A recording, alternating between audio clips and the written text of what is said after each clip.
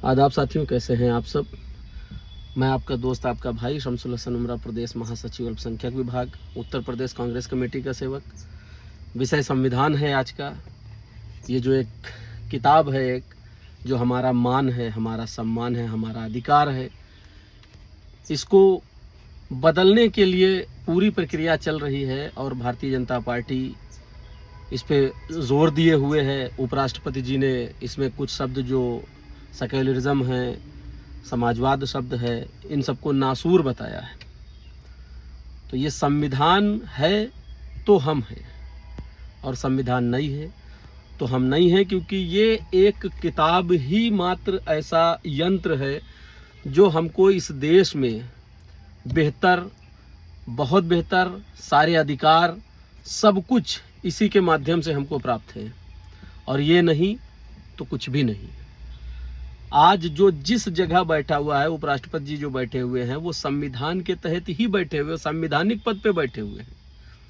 और उन्होंने इस तरह से बोल दिया। और पूरी दुनिया में सबसे खूबसूरत, सबसे अच्छा संविधान, सबसे अच्छा लॉ अगर कहीं का है तो वो भारत का है।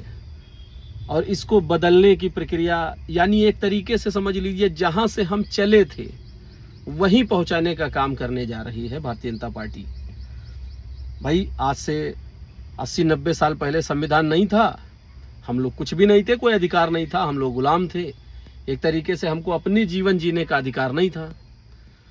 फिर आज़ादी हुई, संविधान हुआ, संविधान ने हमको अधिकार दिया, हमको वो सारी चीज़ें दी जो एक इंसान की ज़िंदगी से संबंधित हैं। हम कैसे रहेंगे, हमारे ऊपर क्या गाइडलाइन रहेगी, ये सारे अधिकार हमको ये किताब देती है। और ये किताब कोई आम किताब नहीं है। इस किताब को हम लोग सबको मिल करके बचाना होगा। इस किताब के रहते ही हम लोग हैं।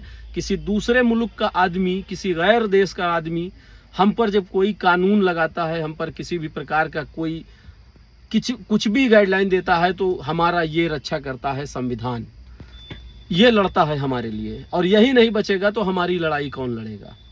इसको बचाने के लिए, और ये सिर्फ जिम्मेदारी कुछ लोगों की या कुछ नेताओं की नहीं है, भारत के हर नागरिक को रोड पर आकर के ये बात बोलनी होगी।